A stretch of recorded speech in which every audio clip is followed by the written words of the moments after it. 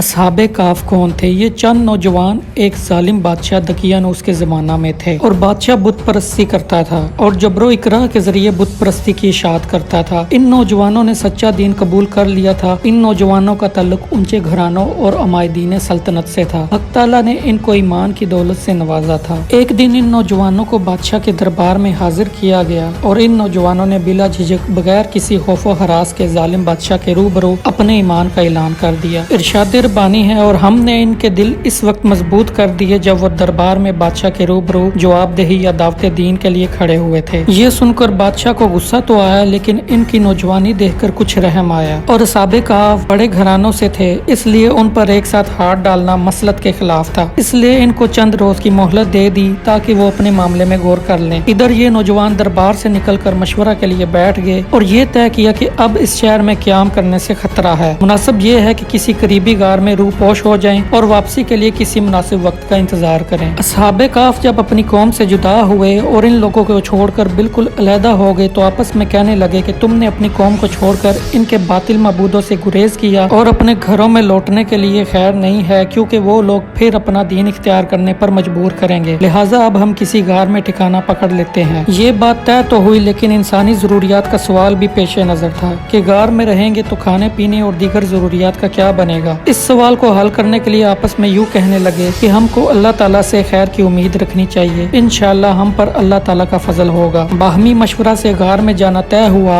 और अल्लाह ताला से खैर की उम्मीद बांध ली और गार में दाखिल हो गए। गार में दाखिल होने के बाद इन पर नींद का गलबा हो गया और वो सो गए। ये गार इस तरह की थी कि सूरज रोजाना मशरिक से निकलता और मगरिब में छुप जाता और इन पर जरा भी धूप ना पड़ती थी। असहाबे काफ की दूसरी हालत और कैफियत ये थी कि चूंकि वो लोग एक बहुत बड़ी मुद्दत तक सोते रहे और उनके जिस्म जमीन ही से लगे हुए थे, लिहाजा जमीन के असर से महफूज करने के लिए अल्लाह ताला इनकी करवटें बदल देता था। जिसकी वजह यह है कि अगर जमीन से कोई चीज अरसा दराज तक लगी रहे, खासकर गोश्त वाला जिस्म, तो वो इसे खा जाती है। अल्लाह ताला को यूं भी कुदरत है कि उल्ट पुल्ट किए बगैर इनके इज्साम को महफूज फरमाता। जिस बादशाह के दौर में असहाबे काफ शहर से निकले थे उसका नाम दकियानूस था और जालिम और मुशरिक था। वो मर चुका था और इस पर सदियां गुजर गई थी। और जिस जमाना में असहाबे काफ बेदार हुए थे, शहर पर अहले हक का कब्जा था और इनका बादशाह एक नाइक साले आदमी था जिसका नाम बैदुसीस था। क़यामत के बारे में और मुर्दों को जिंदा होने के बारे में शदीद इख्तलाफ चल रहा था। एक फिरका इस बात का कतन मुनकर था कि जिस्म के गलने सड़ने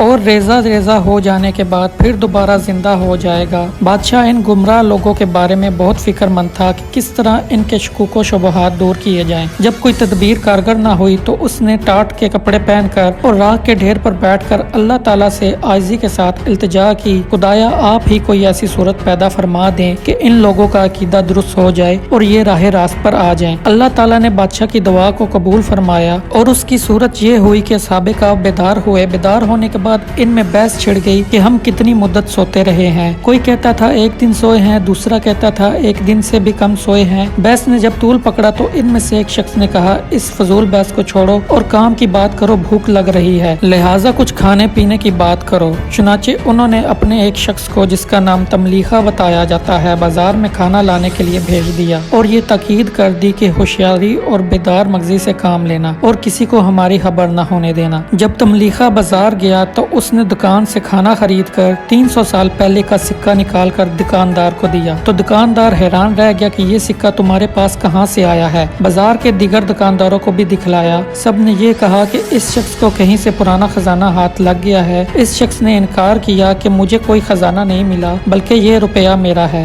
बात बढ़ गई। बाजार वालों ने इसको बादशाह के सामने पेश कर दिया। ये बादशाह, जैसा कि ऊपर बयान हुआ है, कि नेक साले और अल्लाह वाला था और इसने सल्तनत के खजाना में वो तख्ती भी देखी थी जिसमें असहाबे काफ के नाम और इनके फरार होने का वाकया लिखा हुआ था। बादशाह ने इस तख्ती की रोशनी में हालात की तहकीक की तो उसको इत्मीनान हो गया ये उन्हीं लोगों में से है। बादशाह ने कहा, मैं तो अल्लाह ताला से दुआ करता था कि मुझे लोगों से मिला दे जो कियानूस के जमाने में अपने ईमान बचाकर भाग गए थे। बादशाह ने उससे कहा कि हमें गार पर ले चलो जहाँ से तुम आए हो। बादशाह एक बड़े मजमे के साथ गार पर पहुंचा और जब गार के पास पहुंचे तो तमलीखा ने कहा कि आप जरा ठहरे, मैं जाकर अपने साथियों को हकीकत हाल से बाखबर कर दूं ताकि वो घबरा ना जाएं। तमलीखा ने गार में जाकर साथियों को तमाम हालात सुनाए कि अब बादशाह मुसलमान है और कौम भी मुसलमान जवान है वो सब मुलाकात के लिए आए हैं। असहाबे काफ इस खबर से बहुत खुश हुए और बादशाह का इस्तकबाल किया। फिर वो अपने गार में वापस चले गए। जब अहले शहर के सामने कुदरत इलाही का ये अजीब वाकया जाहिर हो गया तो सबको यकीन हो गया कि जिस जात की कुदरत में ये दाखिल है कि 300 साल तक इंसानों को बगैर ग़िज़ा और दीगर सामान्य जिंदगी के जिंदा रख सकता है और तवील अरसा तक सुलाने के बाद फिर सही सलामत और तंदुरुस्त उठा सकता है, तो उसके लिए क्या मुश्किल है कि मरने के बाद भी इनकी इस्साम को जिंदा कर दे। तो नाज़रीनो करम, ये थी आज की वीडियो। अगर आपको ये वाकया पसंद आया हो तो चैनल को सब्सक्राइब करें। मिलते हैं अगली वीडियो में। अल्लाह हाफिज।